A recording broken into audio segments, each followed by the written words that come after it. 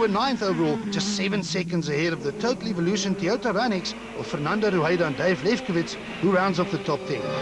We have a new leader in the form of Jan Habig, but only by 0.4 seconds from previous leader Johnny Gemmel. Cronje lost a little time and is now 7.8 seconds from the lead in third, followed by the dice for fourth between Enzo Kuhn and Konrad Rotenbach.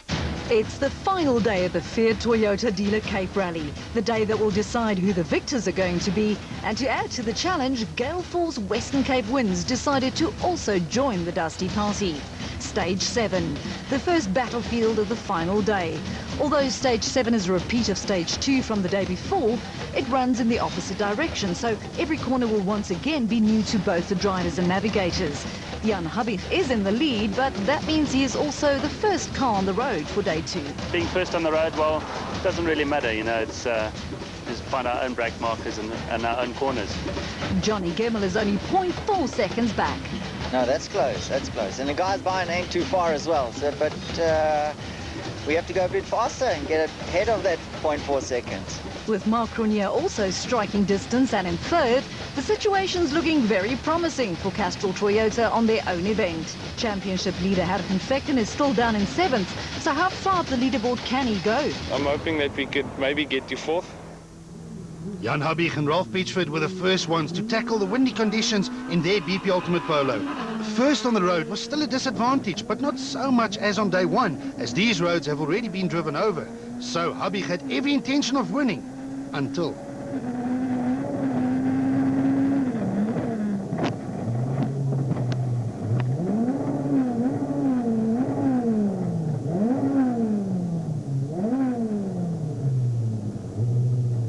It was an abrupt end to a fantastic charge.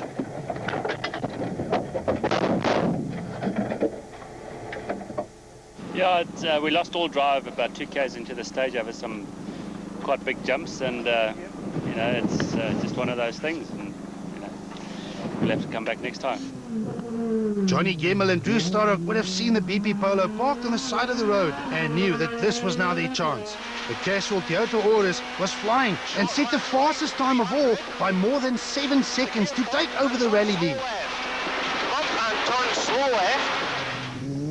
With former leader Habig out of the rally, Marc Cronje and Robert Paisley moved into 2nd position, exactly what Castrol Toyota would have wanted. 1st and 2nd on their own event, but Cronje's time on stage 7 was somewhat slow. Yeah, unfortunately we've just broken it right at the end. I think it's the prop shot that's gone, so we're going to have to quickly try and strip it off here and try and see if we can get back to the... Roadside repairs allowed them to reach the service park, but Cronje incurred a 1 minute and 50-second time penalty for being late, dropping him from 2nd on the standings all the way down to 6th and out of the running. Habig's demise opened the door for everyone else to move up a position, including Enzo Kuhn and Guy Hodgson. The BP Ultimate Polo survived the tough stage 7 to occupy 3rd on the leaderboard. In 70, Crest is left 1 here, 70, brake, turn right 9. Now brake, right 9. Behind Kuhn, the Ford Fiesta of Konrad Rotenbach and Peter Marsh was now on a charge. Rotenbach was getting used to his new steed and set the 2nd fastest time of all on stage 7 to move to within 2 seconds of Kuhn's 3rd position. Hergen Vechten and Pierre Aries were hoping for a top 5 placing at the start of the day, and after just 1 stage, that's exactly where they found themselves. The BP Ultimate Polo of Vechten overtook the Pertec Toyota Auris of Hein Lategan and Johan van der Merwe, who were having a tough time with broken shock absorbers. It slowed them down, but Lategan still maintained a steady pace and looked safe in 6th position. Stage 7 also claimed the Total Evolution Toyota Ranex of local hero JP Damso and navigator Caroline Swan. There was a slow corner right-hander, and there was a bank on the inside, and the corner was negative, so we just clipped it, and it went on 2 wheels, and then it just went onto its roof. Stage 7 was a battlefield and the stage that turned the Toyota Dealer Cape Rally on its head. Habig disappears from the leaderboard, resulting in all-round smiles for Toyota, as Gemmel and Cronje now occupy 1st and 2nd. But it will be short-lived when Cronje's name will tumble following a time penalty. Damso also disappears from the leaderboard. After the break, Toyota dealer Cape Rally action reaches boiling point as the fight for supremacy continues. Will Toyota hang on to record an epic victory on their home event? Will Volkswagen fight back? Or will a third party steal? The Cape Rally is reaching boiling point. It's the final few stages of a rally that's already yielded 3 different leaders. Habig was the first to lead but retired on the previous stage, leaving Toyota at the top of the leaderboard at their own event. Large crowds gathered on stages 8 and 9 where sponsors Toyota put up a great spectacle. These 2 stages are exact repeats of stages 3 and 4 from day 1, so the teams will be aware of all the danger areas before they can return to the service park. With Habig out of the equation, rally leaders Johnny Gemmell and Drew Starrock were now also the first ones on the road. Castle Toyota Auris had a comfortable lead going into stage 8. But as we've seen so many times before, rallying can be a cruel sport. Got a puncher now, man. Gemmell encountered 2 problems at exactly the same time, namely a car from the front as well as a puncture. The leaders bravely soldiered on, but with a number of kilometers still to go, the Castle Toyota Auris lost around 1 minute and 45 seconds, and with it, the rally lead. No, not too far, eh? And then afterwards we got a car in the stage. Nearly hit him. Nearly, a Mercedes. Enzo Keen and Guy Hodgson started stage 8 a full 28 seconds behind Gemmell, but with the Toyota's troubles, the BP Ultimate Polo flew straight into the lead. The Ford Fiesta of Conrad Rautenbach and Peter Marsh was the next car on the road. They were just 2 seconds behind Keen at the start of the stage, but the Fiesta was now really up to speed and blitzed through stage 8 in a winning time of 6 minutes and 31.3 seconds. For the second time in just one stage, we had a new leader. First, number 1. The gap between Rautenbach in first and Keen in second was now just 2.9 seconds with just 3 stages to go. What was a battle for 4th place earlier between these 2 has now turned into a battle for overall rally honors. The veteran versus the young pretender, the BP Ultimate Volkswagen versus Ford Fiesta. On stage 9, Keen managed to turn the tables and to beat Rautenbach by a full 6 seconds to once again take over the rally lead. There was now just 3.6 seconds in it. At the start of the day, Hergen Fekken and Pierre Aries were hoping to reach the top 5. At the start of stage 8, they were already in 5th position, and with both Toyotas running into trouble, Fekken was about to capitalize even more on the situation. The BP Ultimate Polo set the 2nd fastest time of all on stage 8 and went 1 better by winning stage 9 to rocket into 3rd position overall, now just 24 seconds behind Keen and Rautenbach. The Pertec Toyota Auris of Hein Lategan and Johan van der Merwe were still soldiering on in spite of suffering from more broken shock absorbers. The talented Lategan continued to set competitive times and managed to move into 5th position overall after stage 9. The Castle Toyota Auris of Mark Cronje and Robert Paisley was back up to speed after the technicians managed to repair the broken prop shaft. Cronje set the 4th and 3rd fastest times on these 2 stages respectively, but it was all in vain as the time penalty dropped them down to 6th overall. In a dramatic turn of events, Enzo Kuhn took over the lead from Johnny Gemmell in stage 8, only to relinquish it to Conrad Rautenbach a few moments later, only to retake it once again after stage 9. The gap, however, is a small 3.5 seconds, with only 2 stages to go.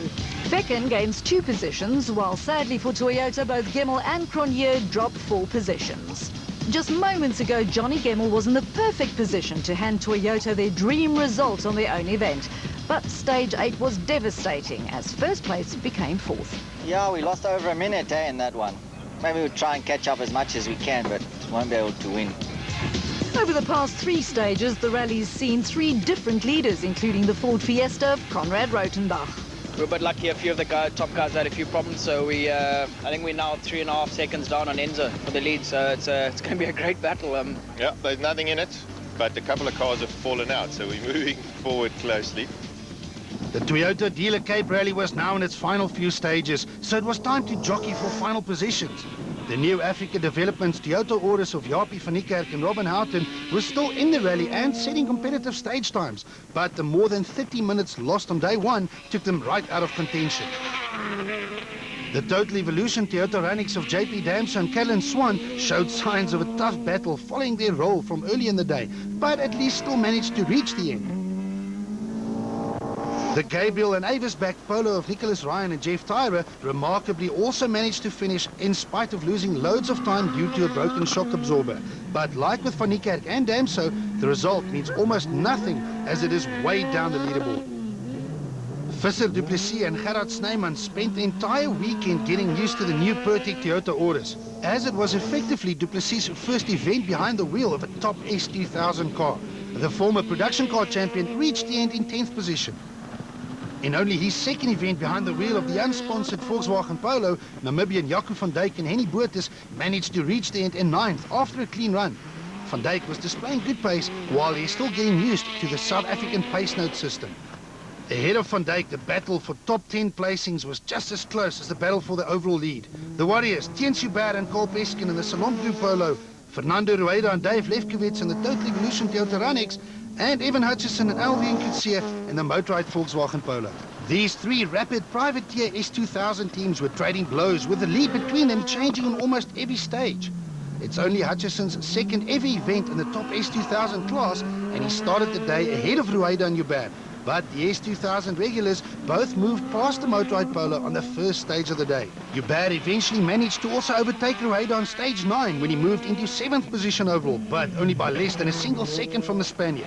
At this point, Hutchison was only a further 8 seconds back and closing in on the fight in front of him. Stage 10, however, would settle this battle as the engine in Rueda's Total Evolution Ranex cried enough. We started 8 seconds behind Hutchinson, and we were now about 14 in front. And then he took some back. We really had a huge dive, and on the last stage we just had a miss, and it looks as if we've dropped a valve. So that's us. With Rueda out the way, the Motorrad Polo of Hutchison and Kutsia set their sights on the 7th placed Salon Blue Polo of Joubert and Peskin. In a late dash to the line, Hutchison closed the gap by a full 9 seconds, but it just wasn't enough as Joubert emerged as the victor of this battle by a mere 1.3 seconds. 7th overall for Joubert and 8th overall for Hutchison.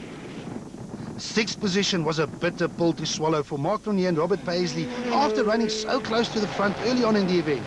The Castrol Toyota driver had high hopes of rewarding his sponsors with another podium finish, like he did in Natal 3 weeks ago, but it wasn't to be, as he had no choice but to settle for 6th following the broken prop shaft from early in the day. 5th place was just reward for the hard-charging Hein Latergan and Johan van der Merwe. The technicians in their service park were kept extremely busy after having to change no less than 4 control arms, 3 shock absorbers and 2 alternators during the event. The Pertec Toyota orders driver made his intentions very clear on the Toyota Dealer Cape Rally and will undoubtedly be the one to watch over the rest of the season. In most circumstances, 4th place is a good result, but in the case of Johnny Gemmel and Drew Starrock, 4th was an extremely disappointing end to an event that had promised so much. Gemmel had driven the perfect rally, set the pace, led his sponsors rally for Toyota until Lady Luck showed a most cruel face and caused a puncture that brought an end to his charge to the top step of the podium. Yeah, that's it. Can't do anything about that. Motorsport, as in life, is a place where one man's pain is another man's gain. Double South African champions Hergen Fekken and Pierre Aries are normally not satisfied with anything less than 1st, but after clawing their way back from 8th overall following a puncture on day 1, 3rd place was an excellent result and one that will maintain their lead at the top of the championship points table. The S2000 machines have created a massive hype in South African rallying. It's the pinnacle of the sport and a place where everyone wants to be.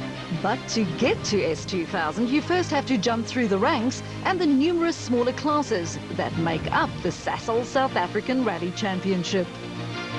A Class A7 car is a brutal racing machine. It's the country's top 2-wheel drive class and not that much slower than the S2000s.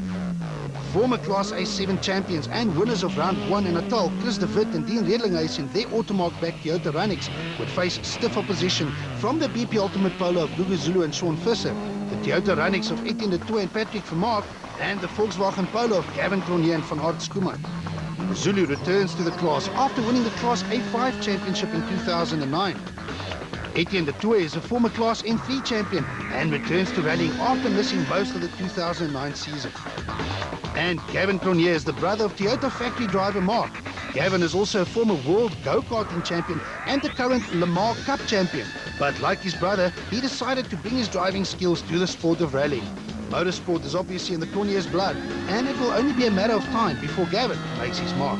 In fact, it didn't take long at all. Cronje put his foot down from the word go and won the first few stages to take the Class A7 lead.